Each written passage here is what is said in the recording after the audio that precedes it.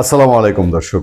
বেচারা খলিলুর রহমান বাংলাদেশের প্রধান উপদেষ্টার, বাংলাদেশের নিরাপত্তা উপদেষ্টা, বেশ ডাকসাইটে এখন ব্যাপার স্যাপার খলিলুর রহমান নামটিতে, এবং অনেক তর্ক বিতর্ক জড়িত এবং অনেক অস্বস্তি জড়িত। সেই খলিলুর রহমান ডক্টর ইউনূস সরকারের শেষ সময়ে এসে অনেকটা দৌড়ের উপরে পড়েছেন, এতে কোনো সন্দেহ নেই। বিশেষ করে ইন্টারন্যাশনাল কমিউনিটি যখন আর মুখ চেপে রাখতে পারছে না যে বাংলাদেশে আগামী নির্বাচন, এই নির্বাচনে দেশের অসংখ্য মানুষ ভোটাধিকার বঞ্চিত হতে পারে, আবার 14-18 সেরকম ইলেকশন হতে পারে, 24 ইলেকশন হতে পারে, এই যখন সিচুয়েশন, এবং এক পর্যায়ে সে মুখ খুলছে, কমনওয়েলথ মুখ খুলছে, আইআরআই মুখ খুলছে, বিভিন্ন আন্তর্জাতিক মানবাধিকার সংস্থা মুখ খুলছে, শেষ তক না আরও যারা আছে ফরমালি বাংলাদেশে থাকা কোনো রাষ্ট্রদূতরাও মুখ খোলা শুরু করেন। বাকি আছে কেবল এইটুকু। কিন্তু আমরা অনেকটাই ধারণা করতে পারি যে বাংলাদেশের বেশ কিছু হাই কমিশন ইলেকশনের আগে, এই ইলেকশন একতরফা হলে সেটা নিয়ে তারা কথা বলবে। যাক, এই যখন সিচুয়েশন, তখন একদিন আগে সফরকে বাড়িয়ে দিয়ে নিরাপত্তা উপদেষ্টা খলিলুর রহমান গিয়েছিলেন ভারতে। ভারতের কাছ থেকে যে খবরাখবর পাওয়া যাচ্ছে তা হলো কি, যে ভারত তার বেশ কিছু রিকোয়ারমেন্ট, স্পেসিফিক কিছু রিকোয়ারমেন্ট খলিলুর রহমানকে দিয়েছে এবং একটা টাইমলাইন দিয়েছে যে আমরা তোমাদের নিকটতম প্রতিবেশী এবং আমাদের স্বাধীনতা, সার্বভৌমত্ব, শান্তি, এগুলোর জন্য আমরা এই জিনিসগুলোর একটা ব্যাখ্যা উত্তর চাই, সন্তোষজনক উত্তর চাই। আবার বাংলাদেশেরও একটি রাজনৈতিক দল পুরোটাই বলতে গেলে এখন ভারত কেন্দ্রিক তার অ্যাক্টিভিটিস চালাচ্ছে।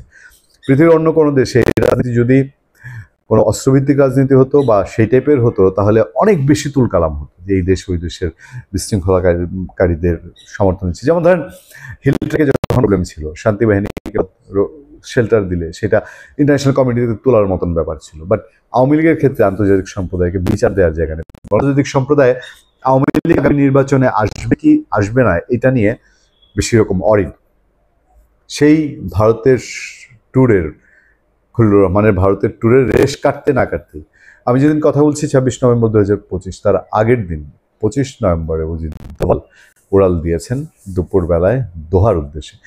এবং আমি আপনাদেরকে এখন যে তথ্যগুলো দিয়েছি, আমরা যেহেতু দিনরাত খবর নিয়ে কাজ করি, সুনির্দিষ্ট স্পেসিফিক সূত্র, যে এই সূত্র জানিয়েছে অজিত দোভাল ওখানে এই মিটিং করছে, নট দ্যাট। তবে আমাদের ধারণাটা একটু বেশি রকম কার্যকর থাকে, কারণ হচ্ছে আমরা দিন রাতে এইসব খোঁজ খবরের মধ্যে থাকি। যখন কোনো ইনফরমেশন পাই সেগুলো চেক ক্রস, সেসবের মধ্যে দিয়ে সবশেষ খবরটা এরকম আসছে। সেখানে দোহায় তিনি আমেরিকা এবং ইন্ডিয়ান বহু শক্তিশালী এবং মোটামুটি থিঙ্ক ট্যাঙ্ক লেভেলের লোকজনের সঙ্গে বৈঠক করছেন এবং সেখানে তাদের সঙ্গে কথাবার্তা বলছেন।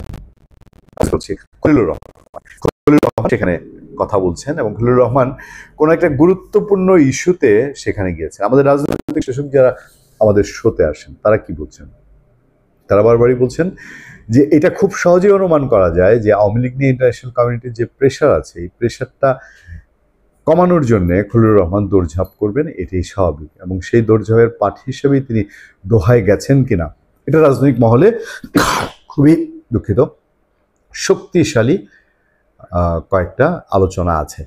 এবং এই প্রেক্ষাপটে দেখেন, খলিলুর রহমান অজিত দোভালের সঙ্গে মিটিং করে ইন্ডিয়া থেকে আসার পরে বাংলাদেশে কিন্তু আনুষ্ঠানিক কোনো প্রেস বিজ্ঞপ্তিতে দেননি, বা প্রেস উইংও, প্রধান উপদেষ্টা প্রেস উইং অথবা সরকারের পক্ষ থেকে কোনো কথা বাংলাদেশকে জানানো হয়নি। ফলে প্রশ্ন জাগতেই পারে যে এর মধ্যে এমন কিছু কি হয়েছে যেগুলো নিয়ে খলিলুর রহমান এখন প্রচণ্ড দৌড়ঝাঁপের মধ্যে, এবং দোহায় গিয়ে তাকে শক্তিশালী কোনো পক্ষের সাথে বসতে হচ্ছে, দুঃখিত,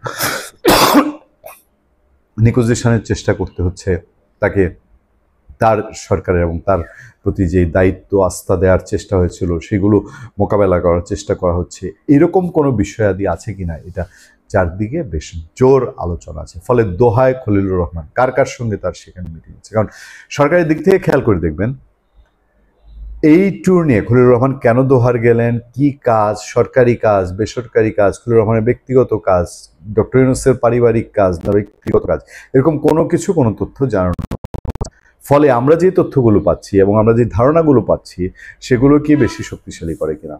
ভালো থাকবেন, সুস্থ থাকবেন। আপনার সাথে আমি আতিক রহমান, পূর্ণিয়া।